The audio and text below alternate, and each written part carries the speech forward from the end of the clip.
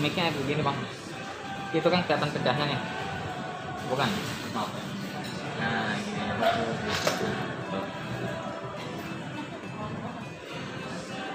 Dah. Nah, untuk dia ini apa sih sampai harus melaporkan perizinan ke sana? Ya artinya setiap warga negara berhak melaporkan seseorang yang mana ketika atas dirinya adanya kerugian baik material maupun imaterial. Di sini kaitannya adalah kerugian imaterial yang mana di sini laporannya terkait pengancaman 27 ayat 4 Undang-Undang ITE dan atau 335 KUHP. Jadi karena merasa klien saya terancam atas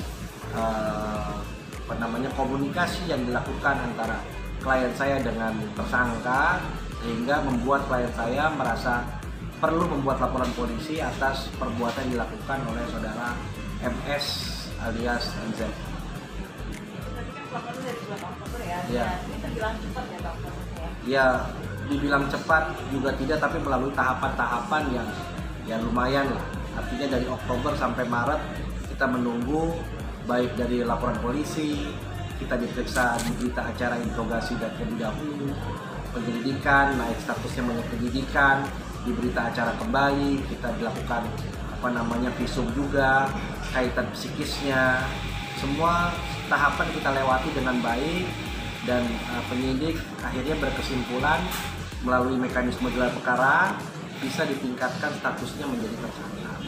Berarti kemarin MZ sudah diperiksa juga. Dan informasinya sudah juga diperiksa kemarin di Polda Metro Jaya. Datang nggak beliau? Datang. Kooperatif lagi ya? Ya artinya kooperatif. Saya diberitahu bahwa surat panggilannya sudah dikirimkan dan datang di Polda Metro Jaya untuk memberikan keterangannya sebagai tersangka. Kemarin banget ya Bang? Kemarin. Nah, ini kan apa sih sampai membuat penyebabnya? Kabarnya tentang tas atau bagaimana sih Bang?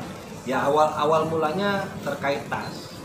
Klien saya membeli sejumlah tas yang mana tas tersebut diduga tidak sesuai dengan yang diperjanjikan alias palsu.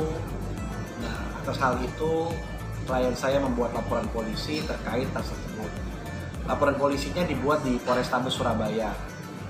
Jadi ini dua hal yang berbeda antara laporan polisi di Polrestabes Surabaya dengan Polda Metro Jaya. Nah, dalam pembuatan laporan polisi tersebut ada komunikasi yang dilakukan antara klien saya dengan Mbak MS alias MZ ini, yang mana dalam komunikasi tersebut ada ancaman-ancaman yang diterima oleh klien saya, sehingga klien saya perlu mengambil langkah untuk membuat laporan polisi ini agar tidak menjadi untuk menjaga dirinya agar merasa aman. Sebenarnya itu kan pembelian tas ya, itu yang menjual itu dari tersangka. Iya. Bagaimana sampai klien atau sampai tertarik untuk membeli tas yang juga tidak sesuai? Ya artinya itu kan ini dua hal yang berbeda. Saya tidak terlalu mendalami mengenai kenapa awal mulanya membeli tas. Yang saya pahami adalah bahwa terkait hal tersebut ya saudara MZ menawarkan tas tersebut kepada klien saya. Dan klien saya juga menerima barangnya dan juga telah membayarkan uangnya dan semuanya melalui tahapan-tahapan yang benar. Tetapi belakangan di kemudian hari baru diketahui bahwa tas tersebut tidak sesuai dengan apa yang diperjanjikan, di mana harusnya tas tersebut ya harusnya asli tetapi tidak sesuai dengan keasliannya, sehingga klien saya merasa tertipu di sana, membuat laporan polisi. Dan tas tersebut informasinya dari klien saya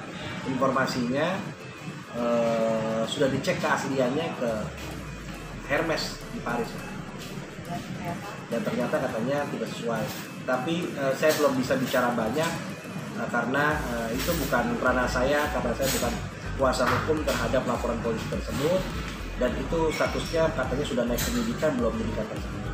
Jadi masih saya belum bisa sampaikan ke teman-teman media. Oke, nah itu senilai berapa sih Bang? Yang informasi yang pada saya 1,3. 1,3 ya? 1,3. Itu ada 9 tas. Oh, ada 9 tas. 9 tas. Dan 9-9-nya? Iya, 9-9-nya tidak sesuai yang diperjanjikan. Oke. Berarti kalau untuk media Z untuk penetapan tersangka untuk kasus laporannya terkait pencemaran Atau pengancaman, bukan pencemaran nama baik. Pengancaman pasal 27 ayat 4 Undang-Undang ITE dan atau pasal 335 KUHP. itu ancamannya apa? Ancaman di atas 5 tahun. 5 tahun, di atas 5 tahun. Oke. Dari hasil pelaporan tersebut dan MZ ini sudah dipanggil juga oleh polisi. Nah, untuk klien Abang, Kauci itu bagaimana? Apakah akan diminta itu keterangan di Jakarta? Ya, artinya klien saya sudah dimintai keterangan baik dalam proses penyelidikan, penyidikan, semua klien saya sudah dimintai keterangan. Bahkan klien saya juga telah dilakukan pemeriksaan psikis juga, psikiater, dan semuanya sudah dilakukan. Nah, memang kita tidak tidak memberitahu teman-teman media karena ini kan proses hukumnya berjalan terus sampai akhirnya saya memberitahukan bahwa ini sudah dilakukan. Kalau boleh tahu kalimat ancaman dari MZ itu terhadap klien apa? Nah, itu materi penyidikan saya tidak bisa sampaikan di sini karena itu semuanya sudah dijelaskan di kepolisian dan nanti menjadi rancu ketika saya menjelaskan hal ini karena itu nanti bisa dijelaskan sampai ke pengadilan. Itu ancamannya dalam bentuk apa, Bang? Ya, itu materi penyidikan, Mbak. Saya nggak bisa sampaikan itu. Semuanya sudah kita jelaskan di kepolisian. Tapi yang itu dilaporkan. Iya, kita nggak bisa sampaikan itu. Jadi semuanya barang bukti, bukti-bukti, semuanya sudah kita sampaikan. Dan saya juga tidak mau menyampaikan hal ini karena itu kaitan mengganggu psikis klien saya. Apa yang membuat sampai mengganggu psikisnya klien? Ya, artinya kekhawatiran, ya kan? Kekhawatiran yang diterima, gangguan psikis mental yang diterima klien saya dengan ancaman yang dilakukan dari MZ alias MS. Apakah ancaman akan itu Iya, informasinya. bisa dibuka? Bahasanya ancaman 2 rumah. Iya, nanti saya tidak bisa menyampaikan hal itu karena itu materi penyidikan, Mbak. Jadi ancamannya memang ada ancaman di sana dan ada beberapa hal ancaman di sana gitu. Ya. Oke, nah dari pihak klien apa sudah mengetahui kalau sudah naik? Sudah, saya sudah menginformasikan kepada klien saya bahwa telah naik statusnya menjadi tersangka dan ini suratnya juga telah saya beritahu kepada klien saya, pemberitahuan penetapan tersangka yang ditujukan kepada klien saya untuk klien. Boleh di Ini saya tunjukkan suratnya. Ntar bang. Perihalnya jelas pemberitahuan penetapan tersangka kepada klien saya Uci Valeria. Artinya surat ini diberikan kepada Uci Valeria sebagai pemberitahuan bahwa telah ditetapkannya sebagai tersangka untuk MZ alias MS. Betul. Jadi laporan polisi yang kita buat Oktober 2021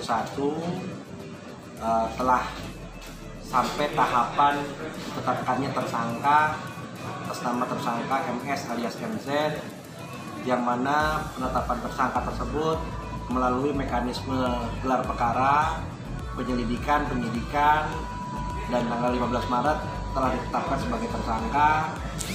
Dan terakhir informasinya kemarin telah dilakukan pemeriksaan